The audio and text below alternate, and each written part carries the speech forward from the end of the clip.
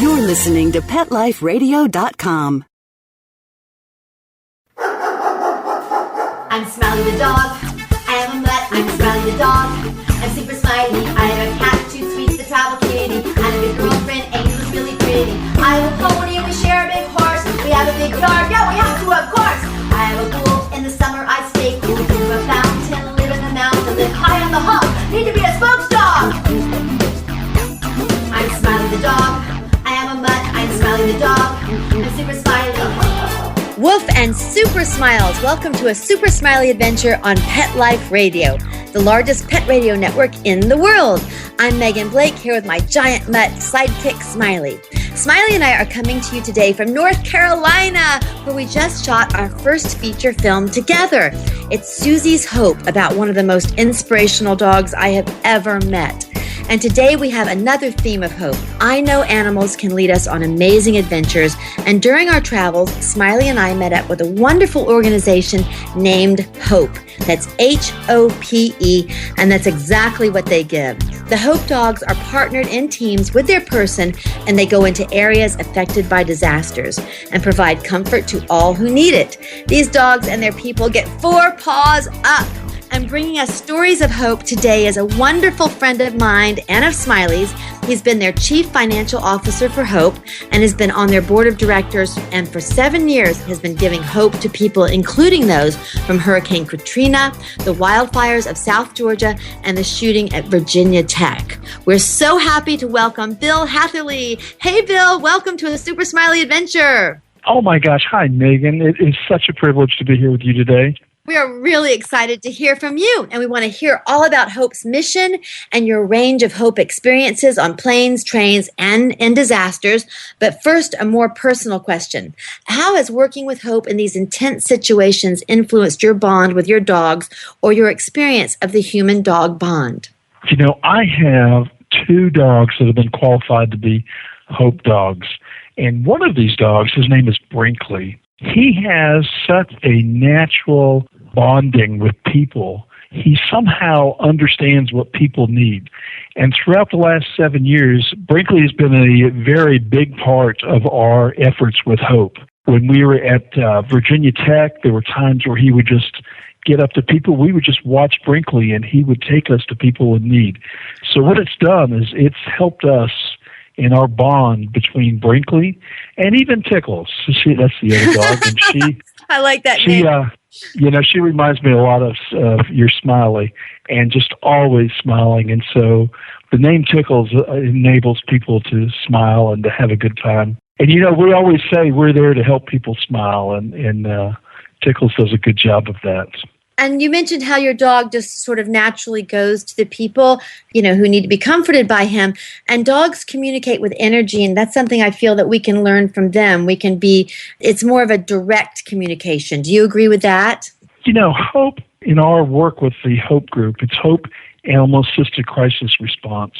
We have the opportunity to go into environments where there's been a disaster or a major situation involving perhaps a tornado or shootings or hurricanes or whatever. And so you have people that are highly stressed out. And some dogs have an innate ability just to be able to understand and to pick up on the feelings of people. And like in the case of Brinkley, his dog mother was able to detect seizures in one of their children. And we think Brinkley picked up a lot of that same ability. And so he can detect when people have needs, when people are really hurting. And he will just go up and lean up next to them. So we've learned to just follow him and let him lead us. If you just listen and watch your animal, oh my gosh, you can learn so much. I agree 100% with you, Bill. That is very, very well said. And I don't know if everyone knows this, but Smiley and I are also a Hope team. And Smiley constantly shows me that the more we're open to what dogs can do, the more we can see the immense capacity that they have to help us. And that's exactly what you just said, Bill. Thank you for saying it so well. And we're going to take a quick break. We'll be right back. More with Bill Hatherley on Hope. Smiley, can you wait? Good boy. Sit. Stay. We'll be right back after a short pause. Well, 4 to be exact. I'm Smiley the dog. I'm Super Smiley. Petco, where the pets go. Petco, where the pets go. Pet Life Radio has tail-wagging, fur-flying, fabulous deals for our listeners from Petco. Get $6 off your order of $60 or more and up to 40% off the entire Petco site. That's right, but that's not all. Because you're a Pet Life Radio listener, you'll also get free shipping on your order of $49 or more. $6 off, up to 40% off, and free shipping from Pet Life Radio and Petco. To get these awesome deals, go to petcodeals.com. That's petcodeals.com. Petco, where the pets go. I'm not much of a reader, but I do wish I were more well-read. There are so many great books coming out. I wish I could find a way to keep up. Audible.com makes it easy to stay well informed and catch up on your reading simply by listening. Audiobooks from Audible turn downtime into uptime. You'll be more productive and become well read. Now I'm able to catch up on all the great books I've been wanting to read. With Audible, I feel smarter. Pet Life Radio listeners, try Audible.com now and get your first 30 days of Audible Listener Gold membership plan free. And get a free audiobook. Choose from over 100,000 titles. To get this great deal, go to audibledeals.com. That's audibledeals.com.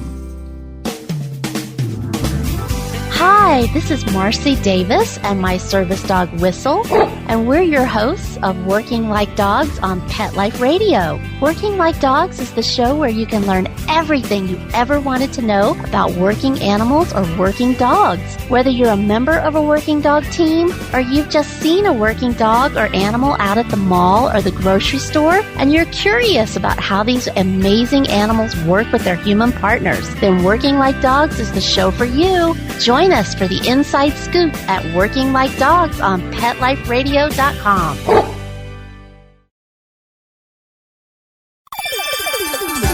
Let's talk pets on PetLifeRadio.com.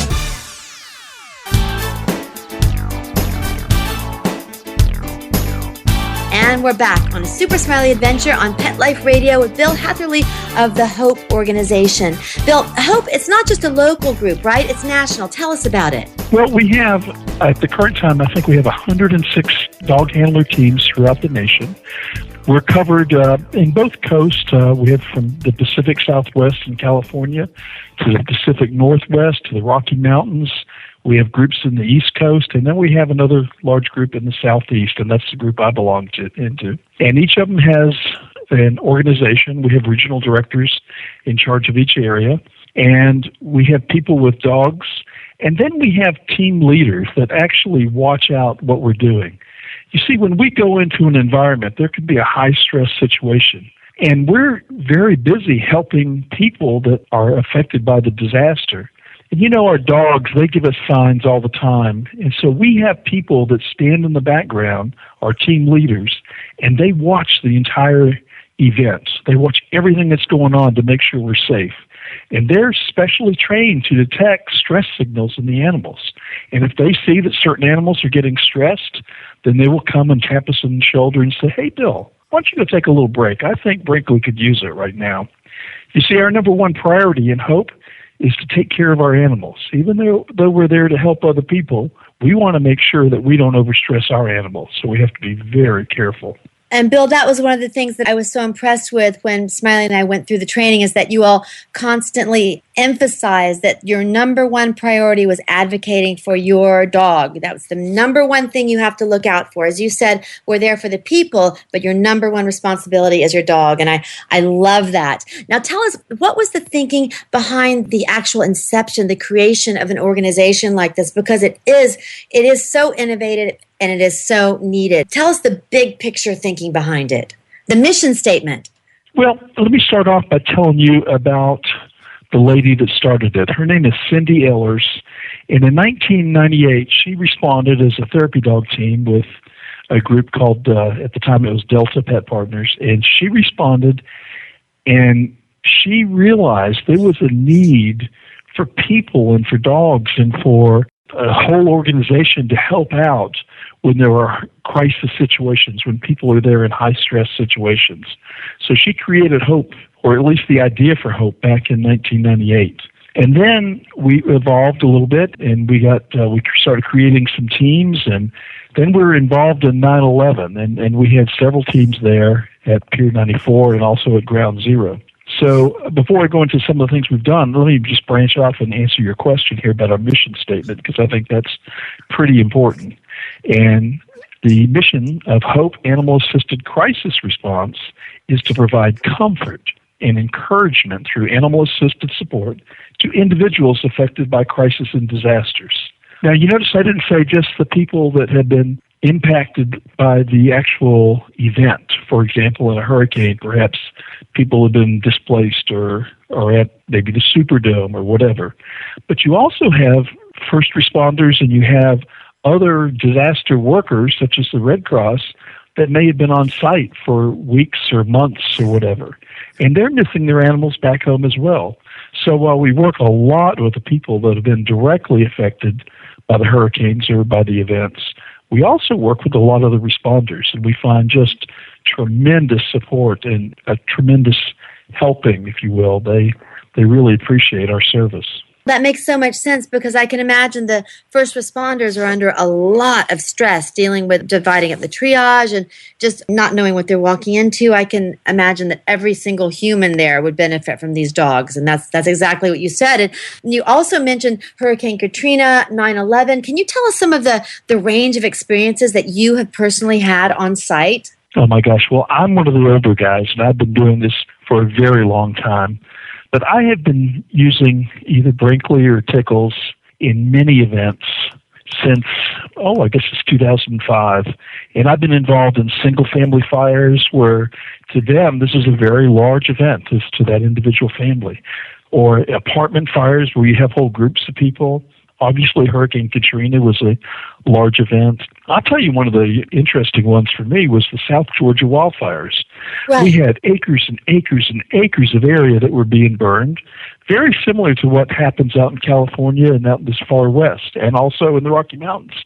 And you have these firefighters that respond to it. They work 12-hour shifts many times, and then they come back to their area, and they're away from their family for 2 weeks.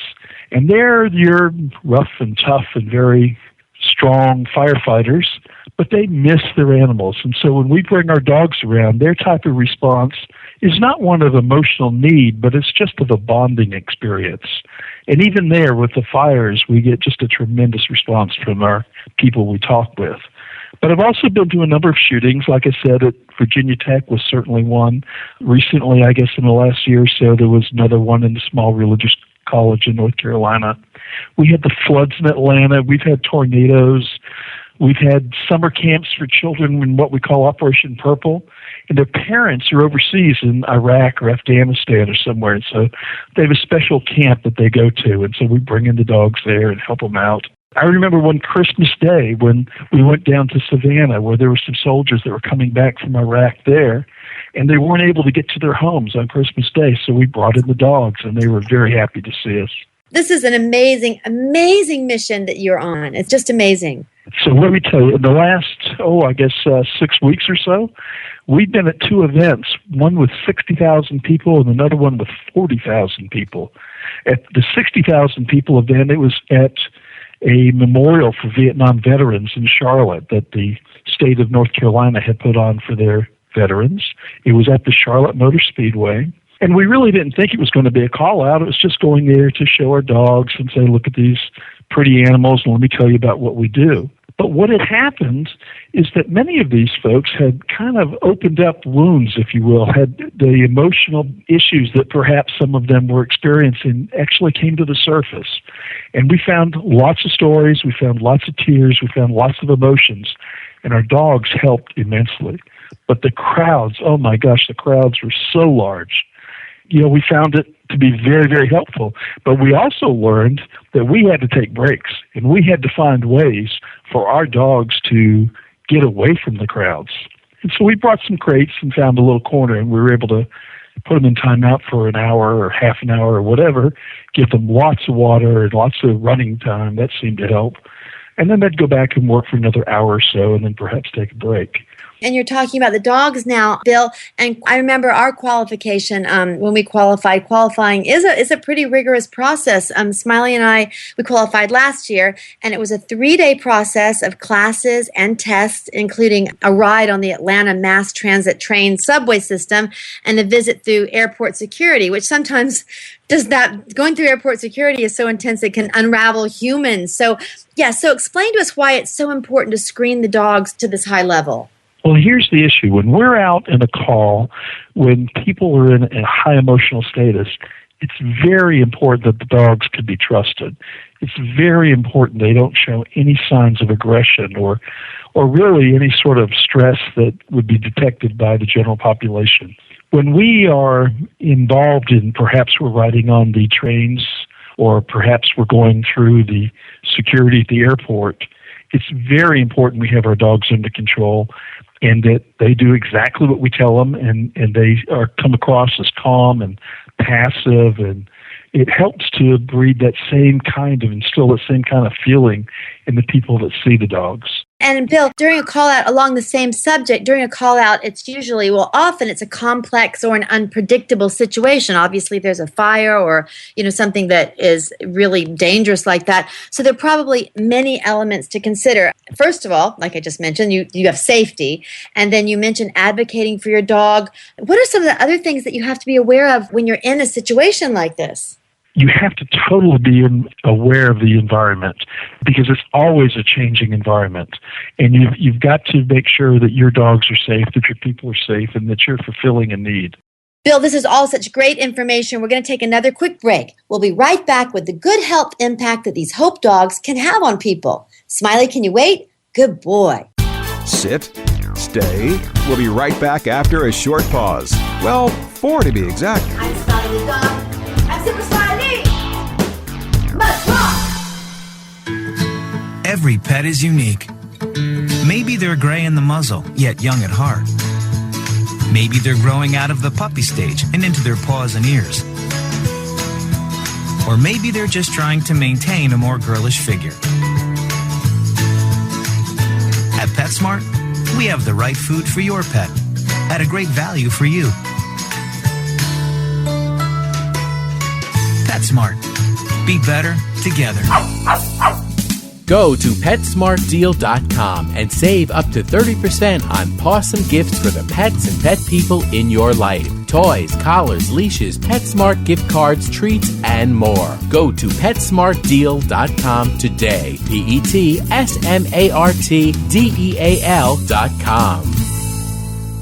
I don't make any decisions about who to hire without going to Angie's List first. You'll find reviews on home repair to healthcare, written by people just like you. With Angie's List, I know who to call, and I know the results will be fantastic.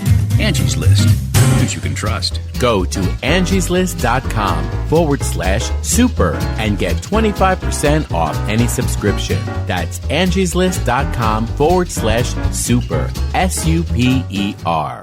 Love your pets but wish their medications were a lot less expensive? They are at 1-800-PET-MEDS. You'll not only save on flea and heartworm medications, but on prescriptions for arthritis, incontinence, thyroid, and more. And you get fast service, free shipping, and a 100% satisfaction guarantee. Plus, our licensed pharmacists ensure accuracy, monitor drug interaction, and more. See why over 5 million people have trusted their pet's health to 1-800-PET-MEDS, America's largest pet pharmacy. Call now or order online. Go to 1-800-PetMeds.com/adventure, ADVENTURE, to get 10% off any order and free shipping on orders of $39 or more at PetMeds.com.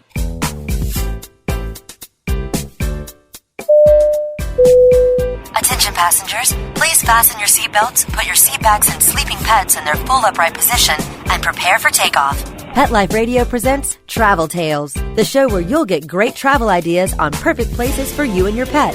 From Paris to paradise, south of the border to the South Seas, Travel Tales will give you cool tips on fun vacation destinations to travel with your pet, pet-friendly hotels, and advice on how to travel safely and happily with your furry best friends. So, get ready to pack the bags and the bones with your Travel Tales hosts, Susan Sims and Nicholas Veslowski, every week on demand, only on PetLifeRadio.com.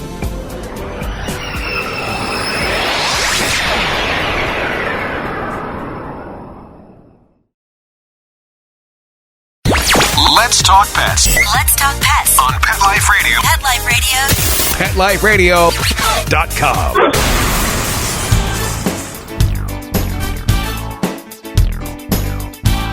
And we're back on a Super Smiley adventure with Bill Hatherley of Hope. Bill, tell us about how the Hope dogs can even possibly help our health. Yeah, it's more of an emotional side that we provide. What happens is the dogs provide unconditional love. They are there. They bring a sense of calmness. They bring about a smile many times. They're calm. They're well-mannered. And what scientific studies have recently discovered, something we've all known that work with dogs, but actually the dogs help people with high-stress situations to actually lower their heart rate, to lower their blood pressure. It allows people to de-stress in a simple and very effective way. And if we have empathy, if we can show true empathy with those we serve, it is so helpful. And what they found with these dogs is that it actually decreases the stress hormone cortisol, and it actually increases some of the good endorphins and Oxycontin, which are in your system. And you know what? Those are the things that make you happy. I always say that dogs improve our happy chemicals. So I'm medically correct in saying that. Is that right? Absolutely. And studies are now proving that. And see, what's happening is you have these people that are really experiencing a tough time in their life. And what we're doing is helping them to improve their self-esteem and their comfort. And it's building rapport. And this tactile reassurance that they're getting with this animal is really helping them to cope. And many times we'll get people just holding on to the dogs and just talking. Right. Can you recall a particularly touching experience that impacted you like that, a particular story about someone that touched you? You know, we have these situations we recall, all of us that work in Hope and that help people in these situations have such events. And I could probably list 15 or 20, but one stands out as one of the most major things that I witnessed. And this involved a FEMA distribution center in New Orleans right after Hurricane Katrina. And we had this gentleman that was probably a street person that had come in there, and in this particular environment, it was actually a gymnasium with probably 15 or 20 tables around the inside of the gymnasium and with chairs out in front of each of the tables. And at each of the tables, they provided a service. You know, perhaps one is for housing and one is for food and clothing and whatever. And so one gentleman had been in one line, and what they did is they would sit in these chairs and they would move over one at a time, and then until they got up to the front and they were able to go up to the table in front of them. And sometimes it would take a while to do that. So we had one gentleman that was walking over to our area where Brinkley and I happened to be, and this man says, I need to go see the people at that table. And the FEMA worker said, well, sir, you're going to have to sit down and wait your turn in line, and all these other people here are in front of you. And he says, I'm not going to wait another line. I waited 45 minutes over there, and then they told me I had to come over here. So now you're wanting me to do this again? And he started getting really agitated. Now, it's not unusual for people in high-stress situations to get agitated and show a lot of emotion. The FEMA worker was very calm, and she just said, sir, you're really going to have to abide by the rules. You're going to have to sit here and just go your turn, and we'll be glad to help you get through this, but everybody has to be in line. So I saw what was happening, so I took Brinkley over there, and I said, hey, do you like dogs? And he says, yeah, I like dogs. And so I brought my dog, Brinkley, right up to him, and Brinkley snuggled into his lap. And he put his head right in between his legs, and his ears were flopping on each side, demanding attention. So the man put his hands on Brinkley and started rubbing. You know, it was rubbing a little hard at first, but he was rubbing, and it was okay. Brinkley was all right with it. And the more he rubbed, the less he was mad. And he started doing that, and after 3 or 4 or maybe 5 minutes, he was talking like a normal person, and he was going through it. He went through the line, and he got up to the front. Well, the FEMA worker came over to me, and she says, you wouldn't believe this, but people like that, they're so anxious and so upset with the government, and they've been through so much, they get so angry, and we have to get security to take them out. And when we take them out, they do not come back. And when they don't come back, sometimes they stay in the street. She said, you may have actually just saved that gentleman's life just by helping him to calm down. I believe I that. thought, wow. Really, wow. That's so incredible. And dogs do that. And we see this. Good job, Brinkley. Big shout out to Brinkley there and to you too, Bill. It's really incredible. That kind of reminds me of a story that I heard. I think it was in Colorado about 2 years ago. There was an airplane on the tarmac that had been there for about 2 hours, and the people were really starting to get angry and antsy, and they were getting more and more angry, and there was a woman that was claustrophobic, and it was really starting to get to the point where they were going to have to call security. It was starting to get out of control, and there was a man on the plane with his service dog, and he asked if he could walk the dog up and down the aisles, and the flight attendant said, yes, anything, let's just try anything. And when he did, people started reaching their hands out and petting the dog, and they started smiling, and then people started talking about their own dogs and pulling out their phone and showing pictures. And pretty soon it was just a little dog party happening on the airplane. So, and I know the listeners are probably like, yes, I know, and my dog did this and my dog did this. So it is so fantastic that not only do you reach out, does Hope reach out, but that there is an organization that officially reaches out in this capacity. It's just amazing. We're so excited to be a part of it, Bill. And how can other people become a Hope team? What does it take to become a Hope member? Yeah, let me make sure I make one point here that's very important. You're talking to me, and I'm telling you about my personal experiences, and I'm certainly very excited about them. But let me also tell you that we have 100 members all across the United States, and each of them have similar experiences. And there was a plane that crashed in Montana that we helped at. There was a gas explosion, and there was a train wreck in California. There were wildfires, and they were working with the military in the eastern part of the country. There's just been a lot of different opportunities, and there are so many stories that people have written. Even in our publication now, we have what we call starfish stories, where we tell about events such as this. So even though I'm kind of hogging the time about what's happened in my own events here, I'm telling you there are stories like that all across the nation. Now, to get involved in Hope, I would tell you that we want to have people join us that have already been doing pet therapy work. And so if you've been doing that and you're making at least 12 visits a year, then please check us out on our website. We're at hopeaacr.org. That's for Animal Assisted Crisis Response. Or you can always call our telephone number at 877-467-3597. That's great. And Bill, here's something to talk about. During a call out, sometimes you also come into contact with the media. Now, obviously, you're in the media here. You're being interviewed on a Super Smiley adventure. But during a call out, this can be very tricky because people may be injured. They may be in triage, or maybe it's just a reporter. He's looking for a juicy story. So how do you handle that? What's the protocol when you're on location and media comes up to you? We have a very wonderful relationship with the media. What happens a lot of times when a situation occurs, in the first 2 or 3 or 4 days, the media is trying to gather information. But after about the third day or so, they're switching over to look for stories that are feel-good stories. And Hope allows the reporters to see events where people are getting good feelings, and it is a feel-good story. So our relationship with the press has been wonderful. Perhaps the biggest thing we have to be very careful about is we can't share any private information. Sometimes we get quizzed about what's going on inside that building or who's hurt or whatever. We really can't talk to that. We talk a little bit more in generalities in those type of situations. But they want to know what our dogs are doing. They want to see these dogs. They want to see them in action.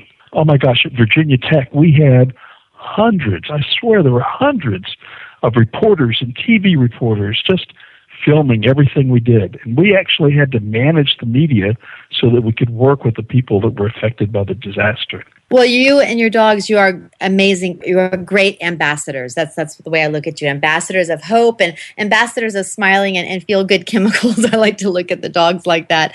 And next weekend in Atlanta, you and I will be joining up to give a class to hopefuls on this subject. And Smiley and I are really looking forward to seeing you and Deborah and the whole Southeast team. So, Bill, let's give a shout out to that class. Hey, guys, good luck from Pet Life Radio and a Super Smiley adventure. Bill, is there anything you want to say to the hopefuls?